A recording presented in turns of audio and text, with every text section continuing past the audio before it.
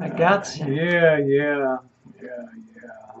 It's funny. Missy Jen must be related to Albert Einstein with all of her theories of physics and molecular motion and all that. Good morning, everybody. Yep. Frequencies equal sound versus cross the barriers of space and the time. integral of e to the x. Yeah, we can. Let's talk about some integral calculus. I'm working on my own theory right now. Yeah, we're doing a morning chooch here for goodness sake. Good morning, everybody. Good morning. We are back from Reno, and what a glorious, wonderful trip we had. Thanks to the Rosie girl. We had a devilish smile, a sweet experience of the special kind, and you're not supposed to talk about that stuff, the special kind. But anyway, Missy Jen's not the kind of person to glubber and blubber over travel and stuff. So I know she had a good time if she comes out this morning. Well, I usually don't say much, but this time I really want to put it out there. It was really special because I know Rosie really put an extra efforts into it, and it was really super extra mega bombastic, fantastic.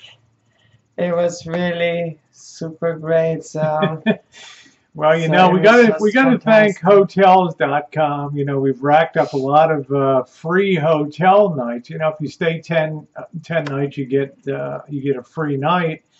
And they tell you, they take the average of all of your hotel expenditures, and it came to about $135. So we got one night was paid for, and one night was on hotel.com in a beautiful suite there. Missy Jen kept putting those window things up and down, and a tub in the room with jets. It was really mirrors on the wall. You quiet. None of the idiots running around the halls, except for our boy Clyde at 3 o'clock. But other than that, Missy Jen, you could have heard a pin drop. And just think of the stories that Clyde's going to tell his wife on his end now. Yep, that's right. Anyway, guys, we did choose. Let's get to our main events today. And first, Missy Jen, I had a feeling. You know, I bought some soda when I got up to Reno, just to have a little something to drink. I only had, I think, one beer the whole trip on that at the Cal Neva for the first night,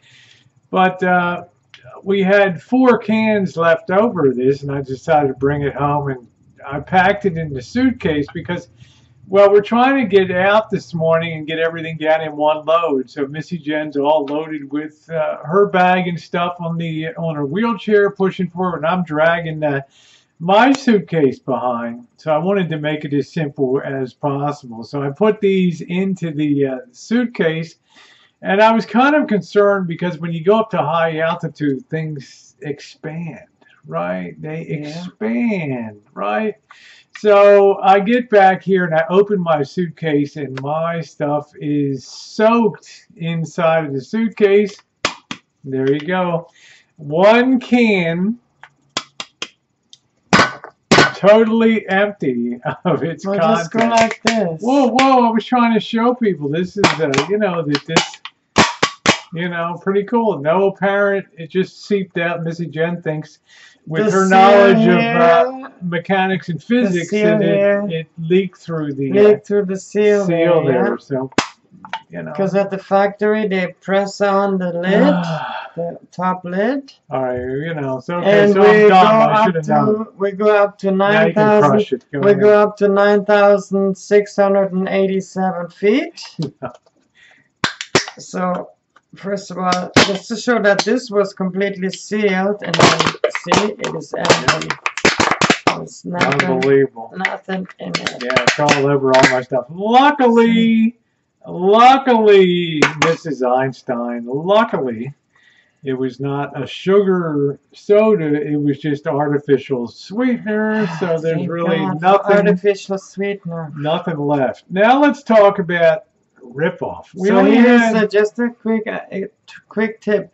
whenever you do decide to put soda pop cans in your suitcase and go over the high altitudes, make sure to put only soda with artificial sweetener in your luggage. That's cute. That's really cute. Let's get on to the rip-off. We only had one rip-off event on the way out today, and boy, was I steaming. Okay, I mean, Missy Jen and I mean, I get a reputation of being thrifty.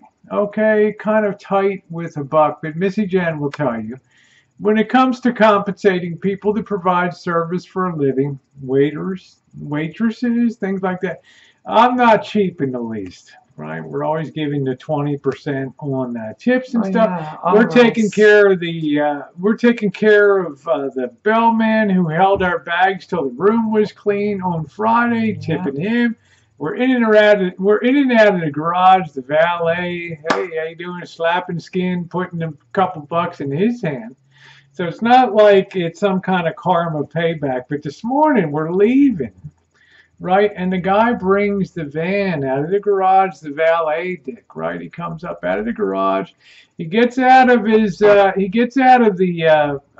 seat, you know, puts it in drive and everything, turns off the engine, gets out, and you know, I give him the claim ticket for the car, and I lay $2 on him. Thank you very much, right? So I'm loading up the rest of the suitcase and putting the wheelchair in the back. Meanwhile, he had already snuck over to Missy Jen, and she tells me just when we're getting ready, she tells me just when we're pulling away, she said, well, don't worry about the valet guy, Rosie. I laid, you know, 3 bones on him at the thing, and I'm like, whoa, wait a minute, right? Actually, you gave him the tip before I did, right? And then I gave him the $2, and then I'm thinking, I put the damn thing in park. I was so mad. I ran over to the valet window and I called the guy, well, hey, and he tried to ignore me like he was going to run out the back door, right, down to the garage to hide out. So he froze in his tracks. Finally, he turned around and said, look, she already took care of you with the tip. And then you took my tip on top of that. So basically, you double dipped on me. And I said, I don't really think that's good. I think that's a really lousy thing that you did. So I said, I want the $3 back because I'm going to give it back to her. So, oh, okay, you gave the $3 back. So I leave, and then the manager of valet parking saw me kind of huffing and puffing there. He said, what's wrong? I said, this guy's double dipping. He collected the tip from her, and then he collects it from me. And he said, oh, I understand and everything, but you know, that really does steam me. That it just shows you the caliber of some people. Now, in the old days, if you had worked at the Waldorf Astoria or the Fine Hotel and you're parking people, what would have happened to that guy if the manager? He would have been immediately terminated.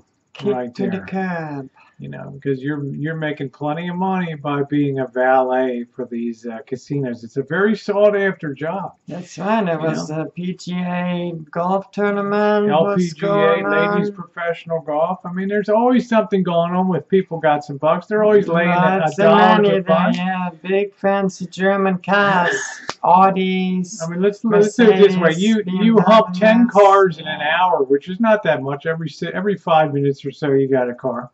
And let's say that the average person is laying $2 to $5 on you. Well, you're making $20 to $50 an hour just in tips, humping that. So, you know.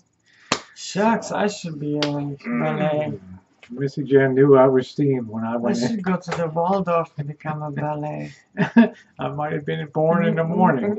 Man, but not yesterday pack morning. your car for you. Yes. This is what you get when you put Missy Jen in a suite.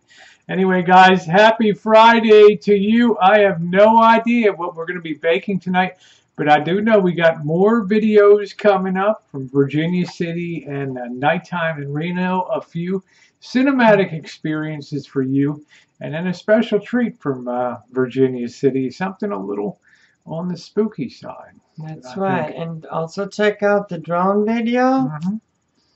And more to come. We got the video today coming up of the tortured ride up to Virginia City from Reno. A lot of fun. Love to have you guys along. A lot of new people coming on the channel. It's great. We got more drone videos ahead. All kinds of good stuff. And the weekend is here. And summer is still underway. Happy Friday, everybody. Smash that like button. We love to see the thumbs up. You scare me. Thanks, everybody.